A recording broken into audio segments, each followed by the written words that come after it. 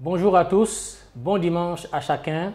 Que Dieu vous bénisse là où vous êtes, dans vos maisons et un peu partout dans le monde pour ceux qui ont pris l'habitude d'être connectés dimanche matin à partir de 9h30 heure locale. Je veux dire bonjour particulièrement à tous nos frères qui sont souffrants, que votre paix, la paix que Dieu vous a donnée, ne quitte jamais votre âme. Malgré ces moments de difficulté, Dieu est là, Dieu est avec chacun et avec vous. Bonjour à mon ami Willy Leyamangoy, ça fait longtemps qu'on s'est vu, bonjour à toi et que Dieu te bénisse.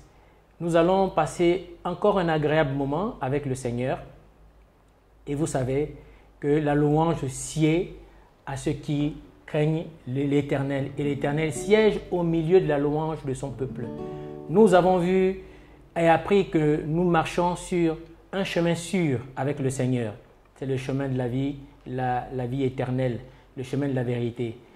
Et Jésus, pour nous mettre sur ce chemin, il est allé nous chercher vraiment très loin. Il a nous a tirés de loin pour nous réconcilier avec lui. Et c'est ce chant que je vous invite à chanter avec nous ce matin.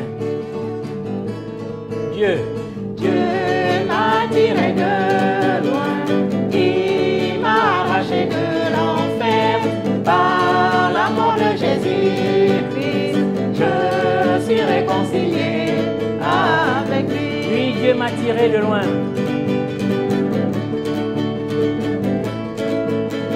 Dieu m'a tiré de loin, il m'a arraché de l'enfer, par l'amour de Jésus-Christ, je suis réconcilié avec lui.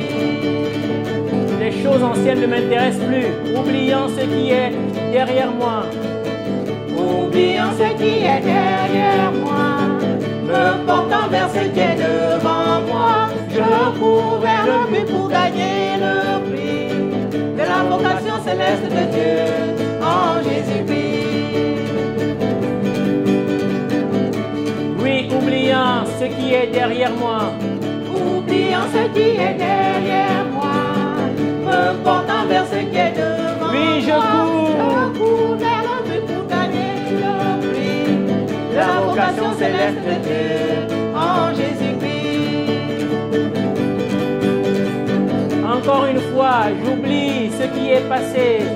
Oubliant ce qui est derrière moi, me portant vers ce qui est devant moi, je cours vers le but pour gagner le prix La vocation, de la vocation céleste de Dieu.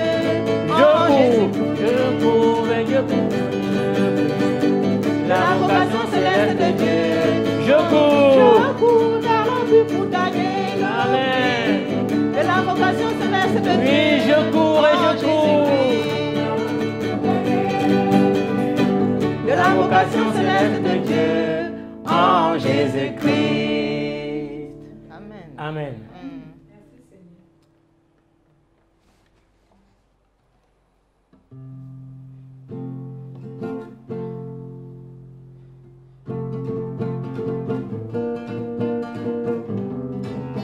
Oui, Éternel, tu m'as sauvé et ma vie t'appartient. Oh Éternel, tu m'as sauvé. Oh Éternel, tu m'as sauvé. Tu m'as rempli de ta présence. Gloire à toi. Oh Alléluia. Oui, tu m'as sauvé. Oh Éternel, tu m'as sauvé. Oh Éternel, tu m'as sauvé. Tu m'as rempli de ta présence. Gloire à toi. Oh Alléluia. Oh Éternel, tu es magnifique Sur ton trône, tu es magnifique. Oh Éternel, tu es magnifique. Sur ton trône, oh Oui, ton Alléluia. trône c'est ma vie. Oh Éternel, tu es magnifique. Sur ton trône, tu es magnifique. Oh Éternel, tu es magnifique. Sur ton trône, je t'appartiens. Oh Éternel, je t'appartiens. Oh Éternel, je t'appartiens. Tu m'as racheté par ton sang. Gloire à toi, oh Je t'appartiens, Seigneur. oh éternel. Je t'appartiens, oh éternel. Je t'appartiens. Tu m'as racheté par ton sang. Gloire à toi, oh la victoire. Oh oui, la victoire. Paix à toi, Jésus. Oui, oh oui, la victoire. Paix à toi, Oh oui, Jésus. c'est vrai, la victoire. Alléluia. Oh oui, la victoire. Tu es magnifique. Oh éternel, tu es magnifique sur ton trône. Tu es magnifique, oh éternel. Tu es magnifique sur ton trône. Oh alléluia. Oh éternel, tu es magnifique sur ton trône. Oui, tu es magnifique, Oh éternel. tu es magnifique sur ton trône. Oh alléluia. Amen. Amen. Tu es magnifique sur ton trône. Tu es vraiment magnifique. Et tu as fait de nos vies ton habitation. C'est pourquoi nous pouvons chanter que nous sommes de ton royaume. Je suis du royaume de Dieu. Je suis connu de Dieu. L'ancien Jean nous a rappelé ce chant dans un de nos forums. C'est là vraiment notre place. Nous sommes du royaume de Dieu.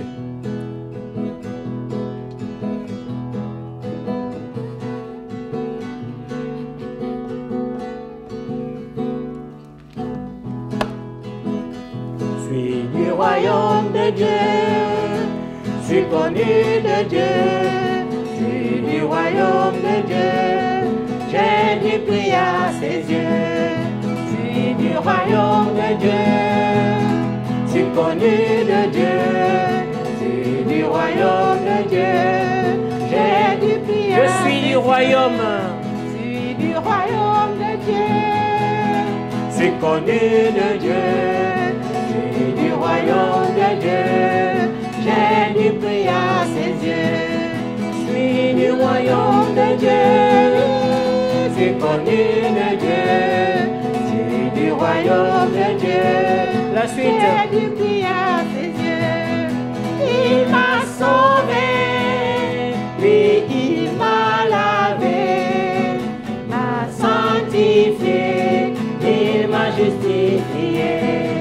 Il m'a revêtu de son Esprit Saint pour que je Le reflet de sa gloire. Je Je suis du royaume.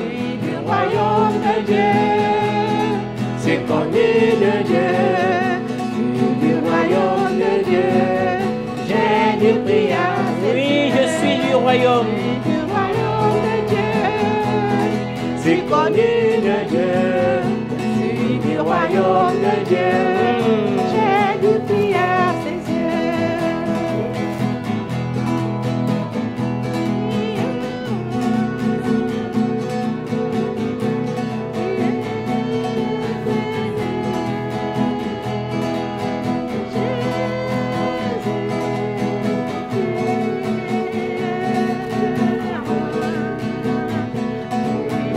Je suis du royaume.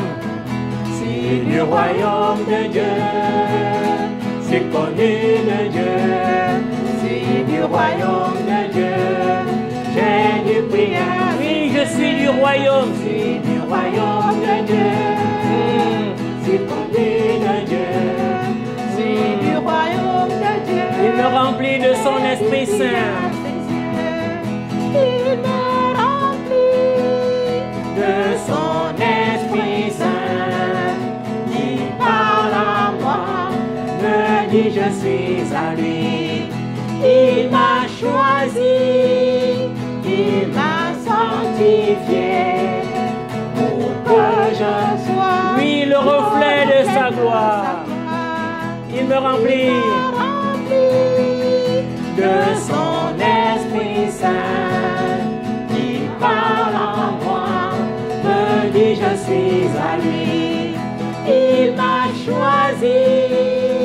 Il m'a sanctifié pour que je sois le reflet de sa gloire. Je suis du royaume. Je suis du royaume de Dieu. Amen.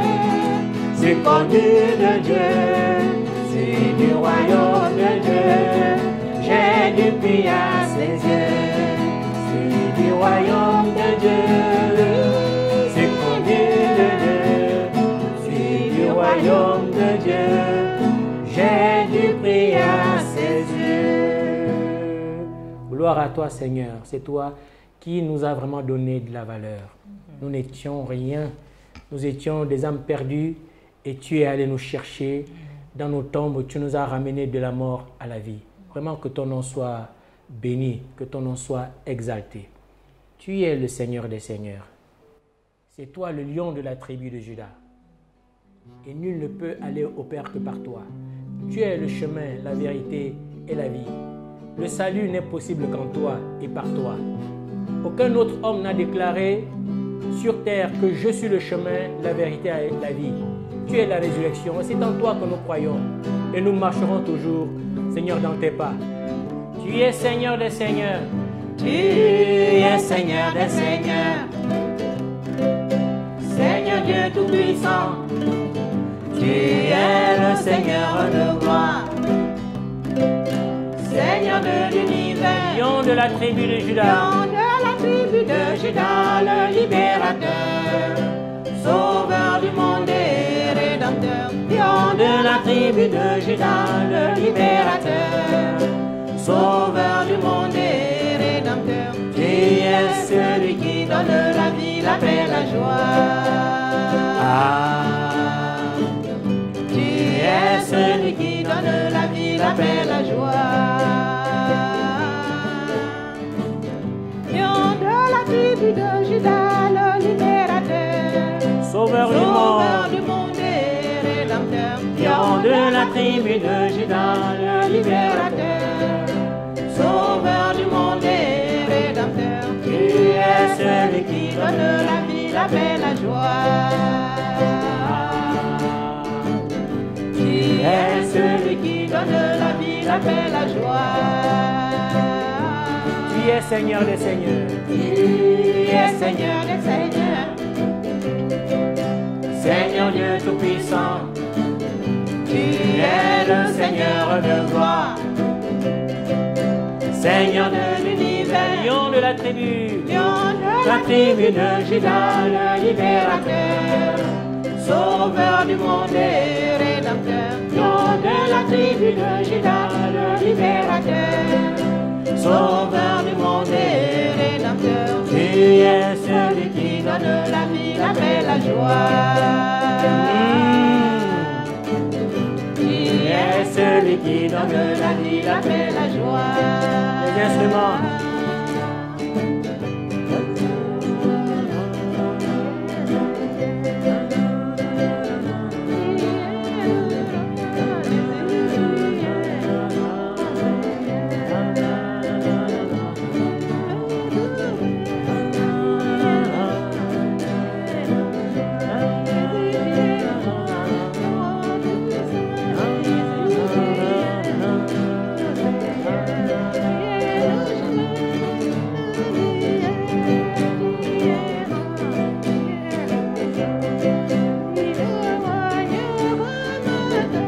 Alléluia.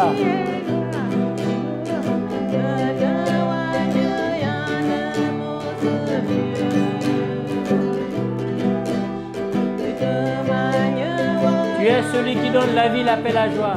Tu es celui qui donne la vie, la paix, la joie.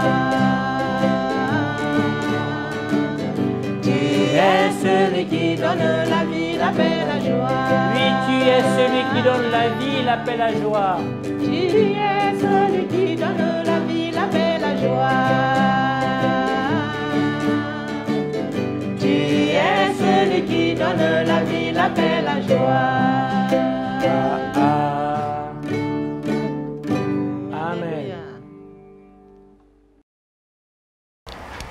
Frères et sœurs, bonjour et bon dimanche. Nous continuons ce dimanche avec le thème que nous avons entamé dimanche dernier. Jésus-Christ est le chemin, la vérité et la vie. Dimanche dernier, Nous avons vu la première partie, Jésus-Christ est le chemin. Et nous avons, vous vous souvenez encore, j'espère, nous avons beaucoup parlé de la parole de Dieu, de la parole faite chair. Et nous avons vu que Jésus-Christ est la parole faite chair, que la parole c'est une personne. Cette parole s'est incarnée en Jésus-Christ. Et que lorsqu'on regarde Jésus-Christ, nous avons regardé les aspects de la chair de Jésus que nous avons regardé, ce sont les sentiments. Parce que les sentiments, l'intelligence et la volonté, qui sont des aspects de notre âme, notre homme intérieur, font partie de la chair, comme le corps, avec le corps. Et nous avons vu que Jésus-Christ est la parole faite chair et que, comme Jésus est devenu la parole faite chair, il nous a montré le chemin qu'il a tracé pour entrer dans le sanctuaire. Ce chemin, comme la Bible nous dit, au travers de sa chair, au travers de son corps. Ce chemin qui est balisé. Je vous encourage à continuer à méditer cette parole. Parce que je crois que c'est comme ça que nous nous réconcilions avec Dieu. Jésus a prié pour ses bourreaux. Lorsque on le menait à la croix, il a prié pour ses bourreaux. Il n'avait pas de haine pour eux. Parce qu'il savait qu'ils étaient dans l'erreur. Pourtant, eux-mêmes, si on leur demandait pourquoi ils exécutaient Jésus, ils avaient des motifs. Ils pouvaient le justifier par leurs propres motifs. Ils étaient loin d'imaginer qu'ils étaient manipulés par le diable. Le diable lui-même, qui est souvent un instrument pour accomplir ce que Dieu a arrêté d'avance. Le diable, c'est un menteur. C'est le père du mensonge. C'est l'inventeur du mensonge. Il a proposé à Jésus de lui donner toute la richesse du monde s'il se prosterne et l'adore. Après son baptême, la Bible nous parle de cela, dans le désert, voilà, le diable lui a fait cette proposition. Jésus a répondu que l'adoration est réservée à Dieu seul. En réalité, Jésus savait que le diable entretient l'illusion de posséder le monde et que malheureusement, il entraîne beaucoup de gens dans cette illusion. Une illusion comme un mirage et qui finit toujours par se briser brutalement. Et c'est ce même mensonge diabolique qu'Adam a accepté.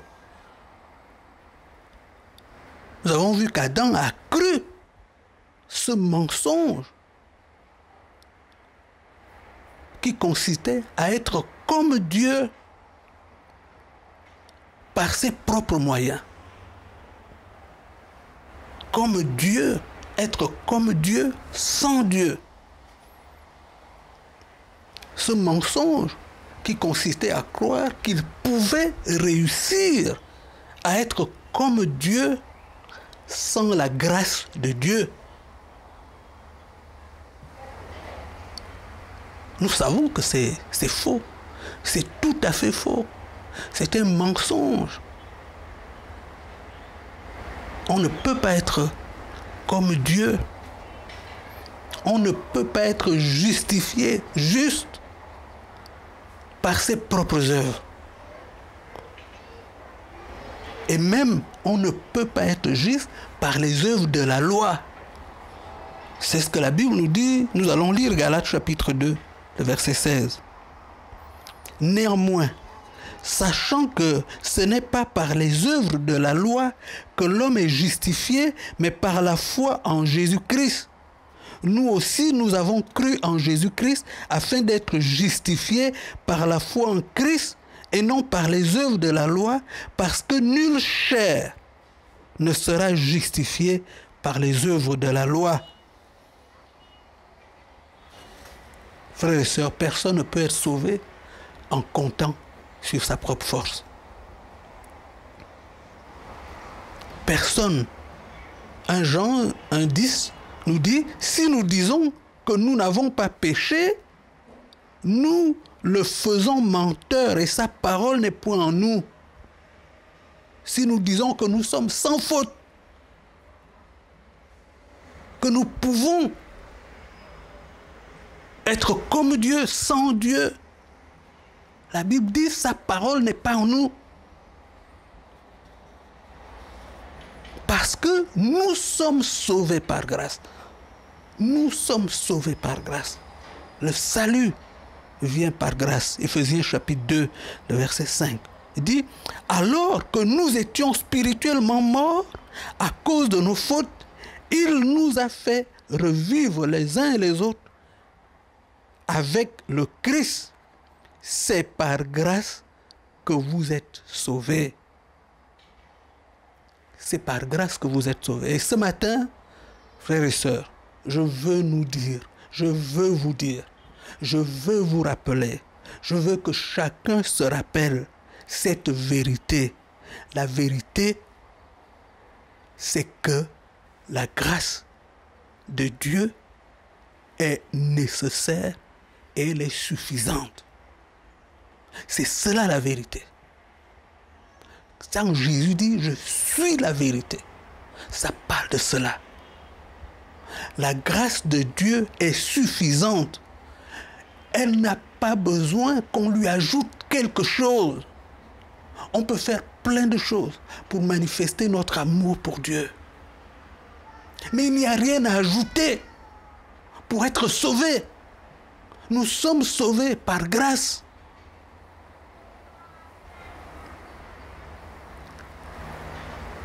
Jésus a dit à l'apôtre Paul que ma grâce te suffit. Dans cette histoire, dont Paul parle lui-même, une histoire où il nous dit qu'il était souffrant, il a prié, il souffrait dans sa chair, il a prié. Il n'a pas eu de guérison. Et le Seigneur lui a répondu. 2 Corinthiens chapitre 12, verset 9. C'est Paul qui parle, il dit, mais il m'a répondu, il parle du Seigneur. Ma grâce te suffit. C'est dans la faiblesse que ma puissance se manifeste pleinement. C'est pourquoi je me vanterai plutôt de mes faiblesses afin que la puissance du Christ repose sur moi. C'est Paul qui parle ici. Il dit, c'est pourquoi je me vanterai plutôt de mes faiblesses afin que la puissance du Christ repose sur moi. Frères et sœurs, c'est la grâce de Dieu, c'est-à-dire la dépendance, le fait de dépendre de Dieu, qui permet à la puissance de Dieu, c'est-à-dire l'Esprit de Dieu, de se déployer sur notre vie.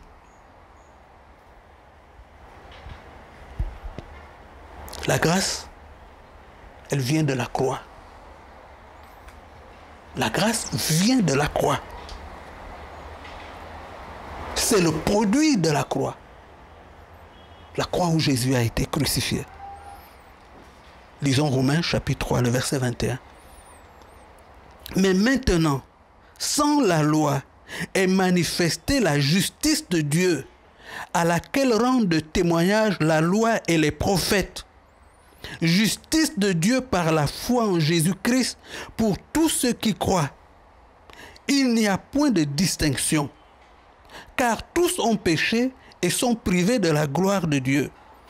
Et ils sont gratuitement justifiés par sa grâce, par le moyen de la rédemption qui est en Jésus-Christ. Verset 25. C'est lui que Dieu a destiné par son sang à être pour ceux qui croiraient victime propitiatoire, afin de montrer sa justice, parce qu'il avait laissé impunis les péchés commis auparavant au temps de sa puissance, afin, dis-je, verset 26, de montrer sa justice dans le temps présent de manière à être juste tout en justifiant celui qui a la foi en Jésus-Christ. C'est la lumière.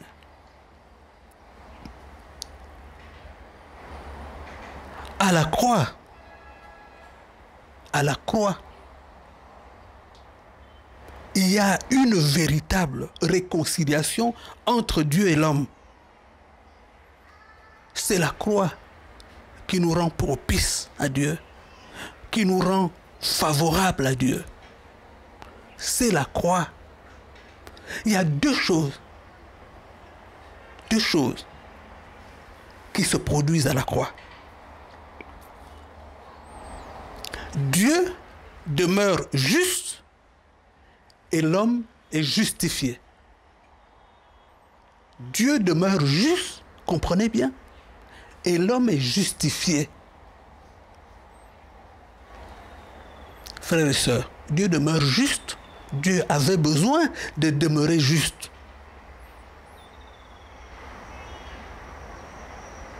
Parce que Dieu ne pouvait pas faire prévaloir son amour en s'approchant d'un homme pécheur sans souiller sa sainteté.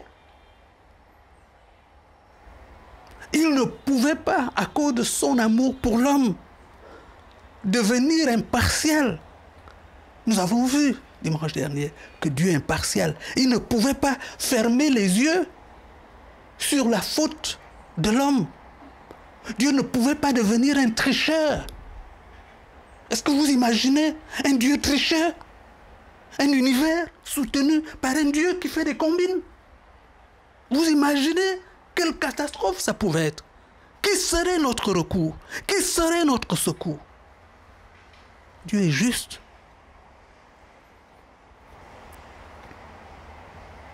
Dieu est saint. Il est amour. Il a tellement aimé le monde, nous dit la Bible, qu'il a donné son Fils unique. Son Fils unique, qui est un avec lui-même. Dieu a donné son Fils unique qui est un avec lui-même. Dieu s'est donné lui-même. C'est ainsi il s'est rendu solidaire à l'homme, à l'humanité, pour être sacrifié, pour être le sacrifice qui justifie l'humanité. C'est donc, frères et sœurs, à la croix, ce qui a été cloué. C'est l'humanité qui a été clouée. À la croix. C'est ainsi que Dieu demeure juste, parce qu'il n'a pas dissimulé la faute de l'homme. Et en même temps, l'homme est justifié parce qu'un homme a été sacrifié. L'humanité a été sacrifiée à la croix. Le péché a été payé. Donc Dieu demeure juste. Et l'homme est justifié.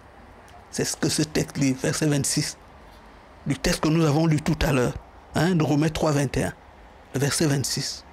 Il dit, il a montré sa justice dans le temps présent de manière à être juste tout en justifiant celui qui a la foi en Christ. Frère, la croix, c'est le lieu de la vérité, le lieu de la réconciliation. Là où l'homme découvre à nouveau la grâce de Dieu. Et il démasque le mensonge du diable. Le mensonge qui consiste à poursuivre ses propres efforts pour devenir comme Dieu. C'est un mensonge. L'homme découvre ça à la croix. Il découvre que pour être comme Dieu, il a besoin de la grâce de Dieu, de revenir à la dépendance de Dieu. C'est ça la vérité. Il peut alors renoncer au mensonge et se vêtir de l'amour de Dieu. Vous savez, quand j'ai réalisé ça, dit que la grâce vient de la croix. Je me suis dit, tiens, je comprends pourquoi il est de tradition pour certains chrétiens de porter des croix. Vous voyez, je me suis dit, tiens, parce que effectivement, ça rappelle quelque chose de fondamental. Ça rappelle la source de la vie. Ça rappelle la vérité, que c'est ça la vérité. Je vis sous la dépendance de Dieu. Je vis sous la grâce de Dieu. Mes frères et sœurs, je ne le ferai pas. Parce que j'ai conscience de la croix. Mais je ne le ferai pas parce que, vous savez, la tendance que les hommes ont à tomber dans l'idolâtrie, à devenir idolâtre. Hein, vous savez, vous rappelez, vous avez sûrement entendu parler de l'histoire du serpent d'airain. Le serpent d'airain que Moïse avait levé dans le désert, que Dieu lui avait demandé de lever. Hein, vous savez l'histoire malheureuse, hein, de ce que ce serpent d'airain, ce bâton, qu'il est devenu un objet d'adoration, un objet de dévotion. Ce serpent d'airain que le roi Ézéchias a dû détruire parce qu'il a constaté que les gens se détournaient de Dieu. Les gens avaient oublié la leçon du serpent d'airain. Parce que c'était une leçon que Dieu avait enseignée à son peuple. Les gens ont oublié Dieu et ils se sont mis à adorer le bâton. Hein, la Bible nous dit que il appelait Néhushtan. Je ne sais pas si je prononce bien, mais voilà, Néhushtan.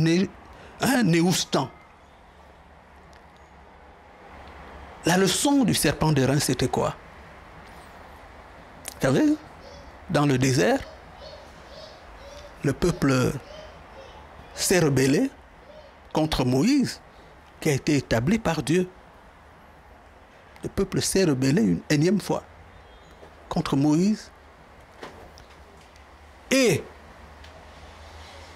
Dieu a donc fait en sorte que dans le désert, des serpents se mettent à mordre les Israélites et beaucoup en mouraient. Et la condition pour qu'ils ne meurent pas, c'est qu'ils regardent le serpent d'airain que Dieu avait demandé à Moïse de fabriquer. Donc, ils étaient obligés, ils s'étaient rebellés contre Moïse. Dieu leur demandait de regarder Moïse. Mais regardez Moïse, qui plus est, tenait un serpent qui est normalement effrayant.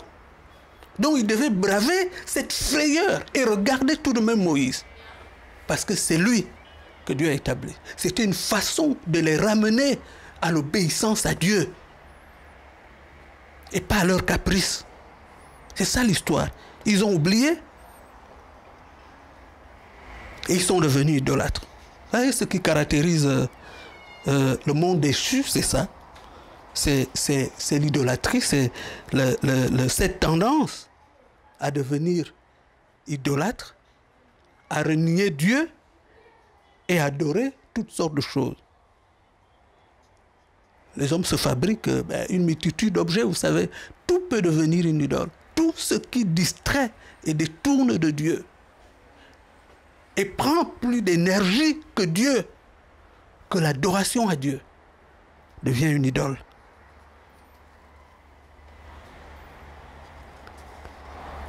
C'est important de revenir à Dieu, revenir au Seigneur.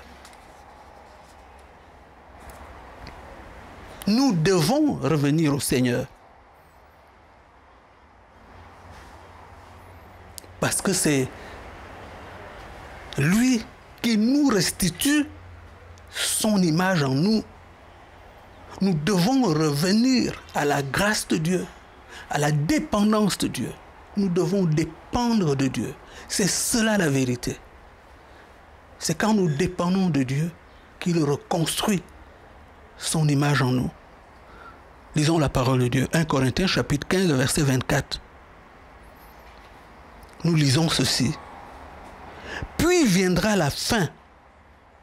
Il y aura une fin il y aura une fin, frères et sœurs. Une fin, la fin de l'histoire. Puis viendra la fin lorsque Christ remettra la royauté à Dieu le Père, après avoir anéanti toute domination, toute autorité et toute puissance hostile. Verset 25. Il faut en effet qu'il règne jusqu'à ce que Dieu ait mis tous ses ennemis sous ses pieds. Et le dernier ennemi qui sera anéanti, c'est la mort. Car comme il est écrit, Dieu a mis toutes choses sous ses pieds, mais quand l'Écriture déclare tout lui a été soumis, il faut de toute évidence en accepter celui qui lui a donné ses dominations universelles. Et lorsque tout se trouvera ainsi amené sous l'autorité de Christ, alors le Fils lui-même se placera sous l'autorité de celui qui lui a tout soumis. Ainsi, Dieu sera tout en tous. Dieu sera tout en tous. Entendez-moi bien ce que la parole de Dieu déclare. Dieu sera tout en tous. Pour parler simplement, je dirais, d'ailleurs c'est la Bible qui le dit, tout genou fléchira. Frères et sœurs, c'est une vérité. C'est une vérité. Tout genou fléchira.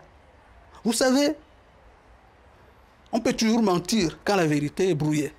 Mais quand la vérité éclate, même les menteurs se soumettent. Quand la vérité éclate, même les menteurs se soumettent.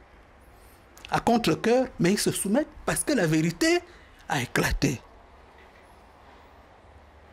Tout sera tous en Christ. Dieu sera tout en Christ. Frères et sœurs, hein? La Bible dit, Dieu sera tout en tous. C'est ce qui est en cours. C'est ça le sens de l'histoire.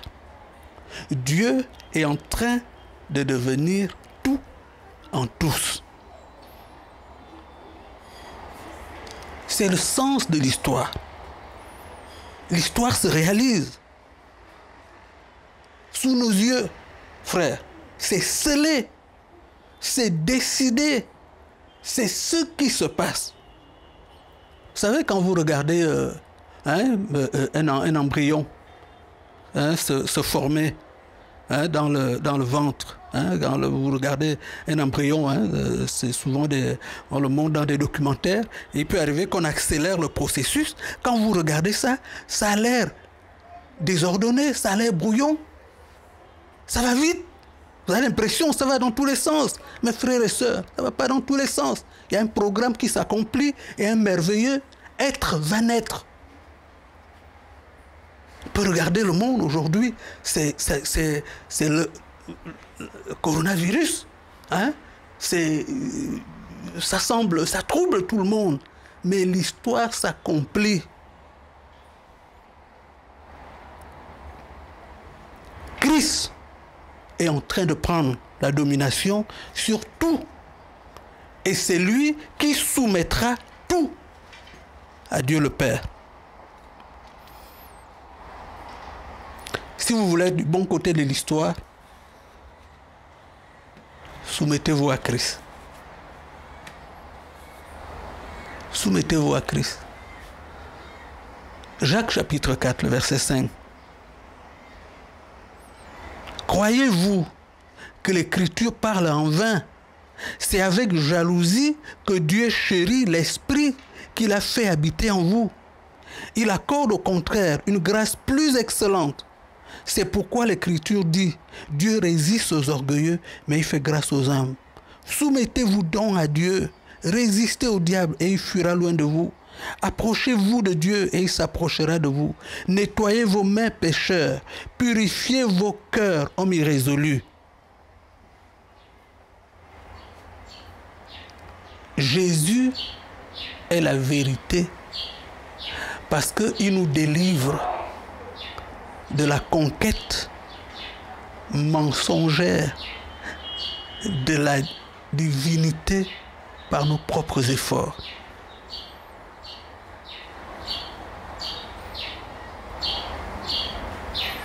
venez à moi, vous tous qui êtes fatigués et chargés, et je vous donnerai du repos. C'est ce que le Seigneur a dit. Nous prenons souvent cette expression pour évangéliser, pour dire aux nouveaux chrétiens. Mais je crois que c'est le moteur de toute notre vie. Aller à Jésus et trouver le repos. Retrouver le Seigneur. Retrouver la paix. Redevenir l'image de Dieu. C'est le moteur de notre vie.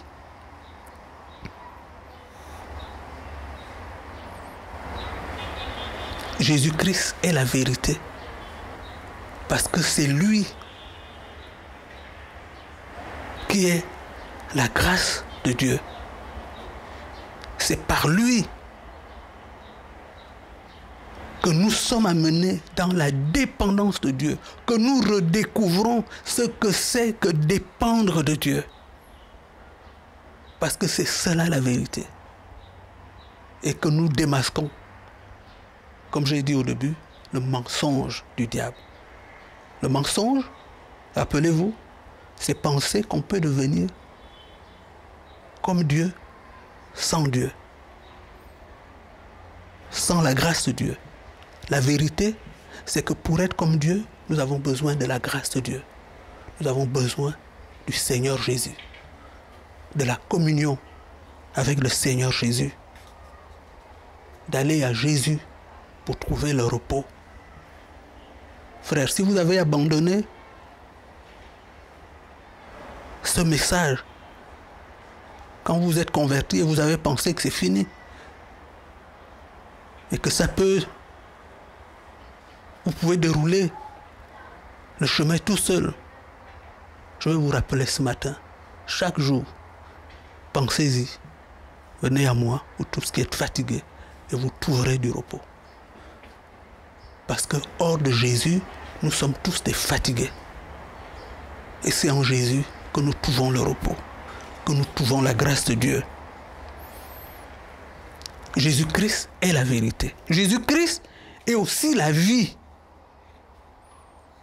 Jésus-Christ est la vie. Vous savez, avant d'avoir reçu le souffle de Dieu, l'homme n'avait pas de vie.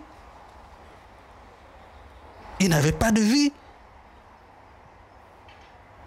C'est ce que la Bible nous dit. Genèse chapitre 2, le verset 7. L'Éternel Dieu forma l'homme à son image. Il le forma de la poussière de la terre. Il souffla sur ses narines un souffle de vie et l'homme devint un être vivant.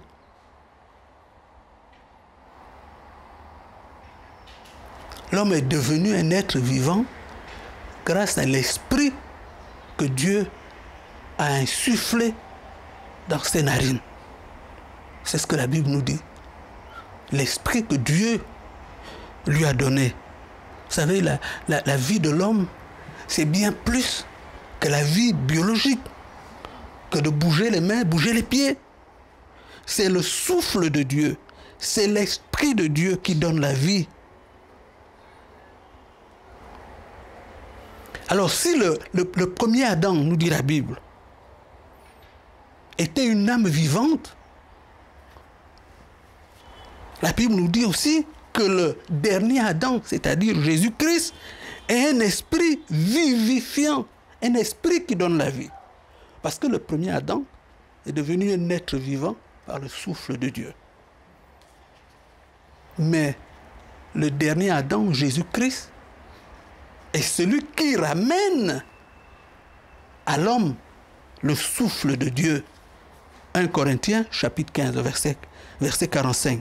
Il dit, c'est pourquoi il est écrit, le premier homme, Adam, devint une âme vivante. Parce qu'il a reçu le souffle de Dieu. Et nous savons que par la suite, il y a eu une rupture. Le texte continue et nous dit, le dernier Adam est devenu un esprit vivifiant. Le dernier Adam, c'est Jésus. C'est lui qui a ramené l'Esprit de Dieu à l'homme. Pour ça qu'on dit, le dernier Adam est un esprit vivifiant. Et c'est pour ça que Vous trouvez dans la Bible, hein, dans la bouche du Seigneur Jésus, des paroles comme celle-ci, Jean 6, 35, Jésus leur dit, « Je suis le pain de vie. Celui qui vient à moi n'aura jamais faim. Celui qui croit en moi n'aura jamais soif. » Jean 11, 25. Jésus lui dit, « Je suis la résurrection et la vie. Celui qui croit en moi vivra quand même il serait mort. » Frères et sœurs, Jésus-Christ, le Fils de Dieu, celui qui s'est incarné en Jésus de Nazareth,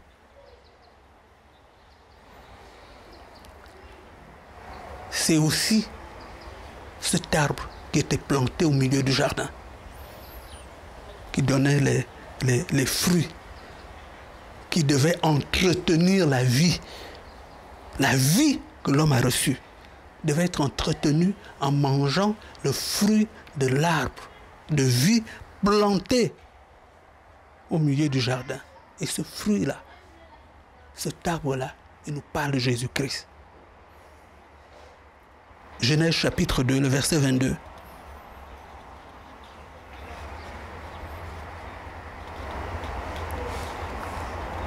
Puis il dit, « Voici l'homme est devenu comme l'un de nous pour le choix entre le bien et le mal.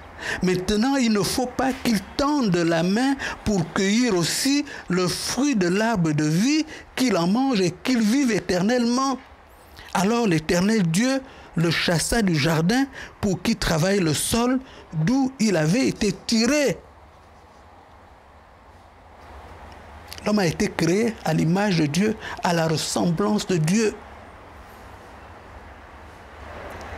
Et pour entretenir cette image, cette ressemblance, il devait consommer uniquement le fruit de l'arbre de vie, l'arbre qui donne la vie éternelle, comme nous venons de lire. Mais nous savons qu'il a choisi de manger le fruit d'un autre arbre, le fruit de la désobéissance. Il a désobéi.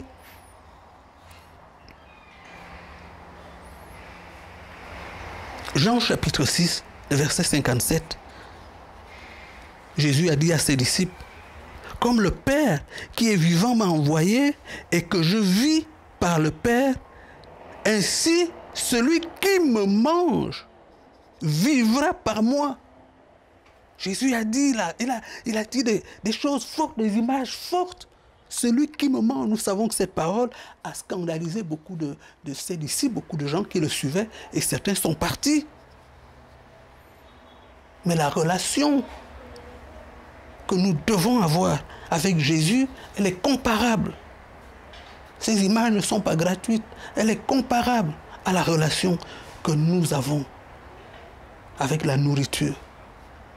Personne ne peut vivre sans s'alimenter. Mais ici, il s'agit d'une nourriture spirituelle qui alimente l'homme intérieur. J'entends parler ces temps derniers, ces temps-ci, de motivation. On parle de motivation, d'être motivé. On enseigne des techniques. J'ai lu quelques livres. J'observe beaucoup de chrétiens, beaucoup espèrent se motiver en récitant, voilà comme ça, en se répétant quelques passages bibliques, en lisant quelques beaux textes. Hein? Mes frères et sœurs, la motivation ne remplacera jamais la méditation. C'est-à-dire le fait de réfléchir, de s'asseoir et de penser, d'examiner toutes sortes de techniques de motivation ne remplaceront jamais la méditation qui conduit inéluctablement à l'adoration et à la sanctification, parce que la vraie adoration conduit à la sanctification. Frères et sœurs, C'est-à-dire le fait de se mettre à part et se consacrer au Seigneur. Le vrai moteur de la vie chrétienne.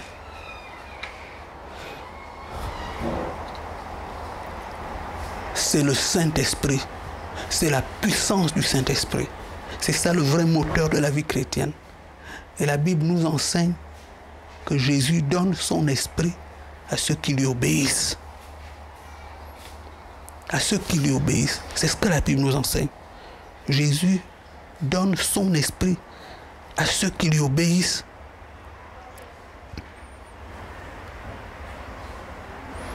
L'obéissance nous met au défi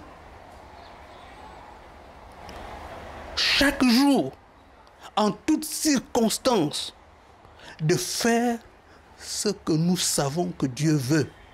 C'est ça l'obéissance. C'est un défi permanent, instant par instant. D'ailleurs, la Bible dit, Jacques chapitre 4, le verset 17, « Celui donc qui sait faire ce qui est bien et qui ne le fait pas commet un péché. » Frères et sœurs, l'obéissance,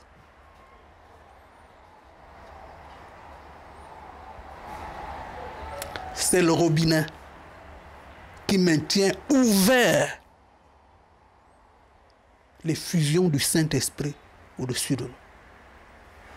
C'est cela l'obéissance. Retenez-le.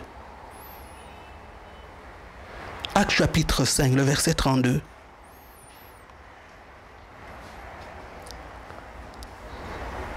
Nous sommes témoins de ces choses, de même que le Saint-Esprit que Dieu a donné à ceux qui lui obéissent. Ça, ce sont les paroles de Pierre. Et il répondait là aux prêtres, aux grands prêtres, aux religieux. Et là, qui les avait saisis et qui leur demandait de ne plus parler de Dieu. Ils sortaient de prison. Mais ils témoignent. Pierre leur dit, nous avons vu que Dieu donne son esprit, que Jésus donne son esprit, le Saint-Esprit, à ceux qui lui obéissent. Une façon de leur dire, de leur répondre que nous ne pouvons pas nous empêcher, même si vous nous le demandez, de prêcher le nom de Jésus, parce que nous avons vu que prêcher ce nom, lorsqu'on s'unit à Christ, on reçoit l'Esprit de Dieu. Donc, si vous nous demandez de fermer le robinet, nous ne pouvons pas l'accepter. C'était ça le sens de la réponse. Nous ne voulons pas mourir, nous ne voulons pas être des criminels en ne disant pas aux autres, au peuple, ce qui leur apporte le bonheur. Parce que retrouver la vie de Christ, revivre, ressusciter, c'est trouver le bonheur. Parce que Christ est le chemin, il est la vérité, il est la vie. Consommer Jésus, obéir à Jésus, c'est recevoir la vie, l'Esprit de Dieu. Que le Seigneur vous bénisse. Amen. Seigneur, merci pour ce que tu nous as encore dit ce matin. C'est vrai que tu es la vérité, la vie. Tu es la vie qui nous est venue du ciel, que Dieu nous a donnée. Tu nous as fait vivre, Seigneur. Nous te disons vraiment merci. Tu es notre sécurité, tu es notre victoire. Tu es vraiment notre bien. Nous te bénissons encore ce matin. C'est une grâce, Seigneur, de t'avoir. Merci pour ta présence. Gloire à toi, Seigneur. Amen. Amen. Et tu as fait de nous tes fils. Tu es notre papa. Parce que tu es la vérité et la vie. Et nous allons terminer avec ce chant. L'Éternel est papa.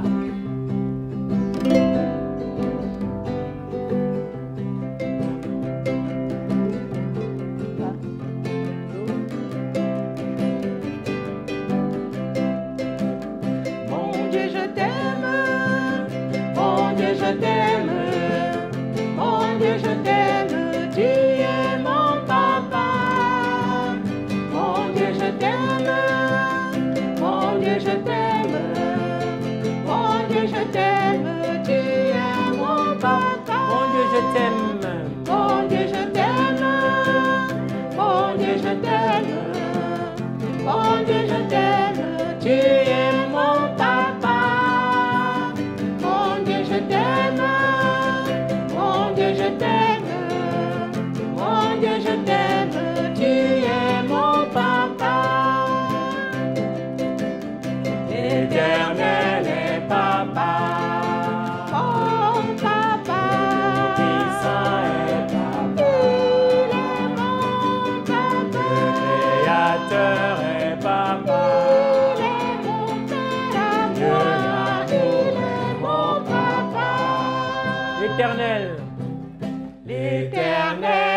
est papa. Il est mon papa. Tout-puissant est papa. Il est mon papa. Créateur est papa. Il est mon père. Dieu Il est mon papa. Mon Dieu, je t'aime. Mon Dieu, je t'aime. Oui, mon Dieu, je t'aime. Mon Dieu, je t'aime. Tu es mon papa. Mon Dieu, je t'aime. Oui, mon Dieu, je t'aime. Mon Dieu, je t'aime. Tu es mon papa. Mon Dieu, je t'aime. Mon Dieu, je t'aime. Mon Dieu, je t'aime. Mon Dieu, je t'aime. Tu es mon papa. Mon Dieu, je t'aime. Mon Dieu, je t'aime. Mon Dieu, je t'aime. Tu es mon papa. L'Éternel est papa. L'Éternel est papa. Dieu tout-puissant est papa. Dieu créateur est papa. Dieu d'amour. Dieu d'amour est mon Alléluia. papa. L'Éternel est papa. L'Éternel est papa. Dieu tout-puissant est papa. Alléluia. Dieu créateur est papa. Dieu d'amour est mon papa. Encore une fois, nous chantons et l'Éternel est papa. L'Éternel est papa. Dieu tout-puissant est papa.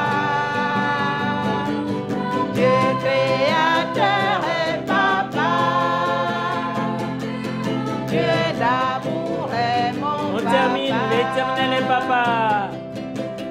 L'Éternel est papa. Dieu tout-puissant est papa. Dieu créateur est papa. Dieu d'amour est mon papa. Amen.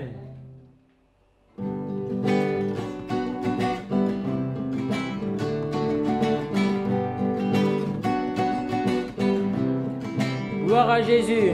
Gloire à Jésus. Gloire à Jésus. Gloire à Jésus. Gloire à Jésus. Gloire à Jésus. Gloire à Jésus. Gloire à Jésus. Gloire à Jésus. Gloire à Jésus. Gloire à Jésus. Gloire à Jésus. Gloire à Jésus.